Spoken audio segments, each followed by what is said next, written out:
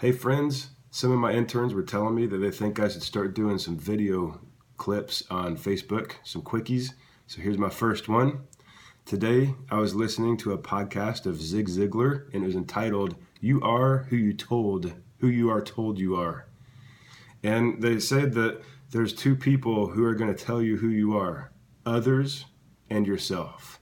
You see, other people are going to tell you who they think you are. But what really matters is who do you think you are, and who are you speaking over yourself that you think you are. Joel 3:10 says, let the weak say, I am strong. Had to make sure I had the right verse there. Let the weak say, I am strong. It's called self-talk. It's what are you declaring of yourself.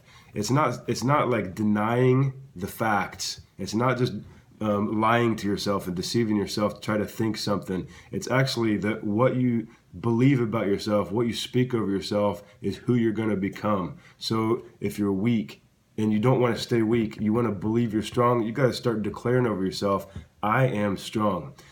I think that Zig Ziglar must have probably learned his beliefs about self-talk from my mentor, Steve Backlund, who wrote a book called You're Crazy If You Don't Talk to Yourself.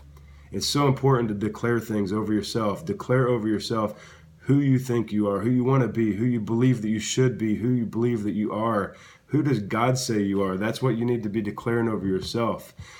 One of the things that they were saying on that podcast was people often say something like, I'm going to tell you something for your own good. And then it follows by something that doesn't sound very good. Have you ever had that happen before? I'm sure we all have experienced hearing something where somebody said that. But they were saying, why can't we ever say, I'm going to tell you something for your own good, and then follow it with something that's very encouraging and uplifting? You see, it's important, not to focus on the dirt in people's lives, but to focus on the gold. Like sometimes you have to go gold mining and look in there because people need to hear what the good thing is inside of them so you can draw it out of them. That helps them become who they are. At Bethel, this is a huge core value that we have to build a culture of encouraging people and finding the gold in people, looking past the dirt, finding what's actually buried in there and drawing it to the surface.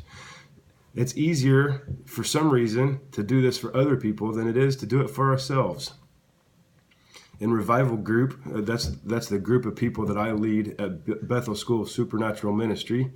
We had a meeting on Monday, and we put a mirror up, and we had people stand in front of the mirror and speak to themselves and declaring over themselves the things that they hear God telling them about who they are. So people would stand in front of that mirror and they'd say, you are beautiful. You are precious. You are worth loving. You are worth following.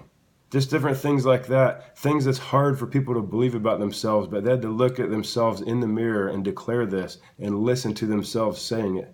Some people started crying because it just broke something in there, this disbelief about themselves.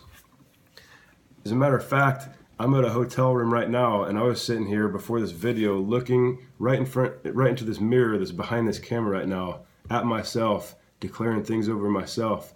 And it was crazy because it's the first time that I've ever done that where I actually saw that person in the mirror speaking to me, and I was able to hear it as though it was somebody on the other side of that mirror talking to me, not just listening to my own voice. And I was able to edify myself, and it made me so encouraged. I just want to encourage you. I want to encourage you to capture, what does God say about you? You know, God said over Jesus, his son, this is my beloved son in whom I'm well pleased. And he said this over Jesus before he ever even did anything amazing in this world. He never ministered to anybody. He never raised the dead or healed the sick or did anything like that. But God was declaring his pleasure over him, not because of what he did or what he performed, but because of who he is, his beloved son. And so God's speaking this over you. You are my beloved son. You are my beloved daughter. What's he saying about you? Who does he think you are? You should look in the mirror and declare over yourself. Not saying God says this, but I want you to speak it over yourself. You are a beloved child of God. You are precious. You are beautiful. You are anointed. You are a great leader. You are ready to succeed. You are worthwhile. You are lovable.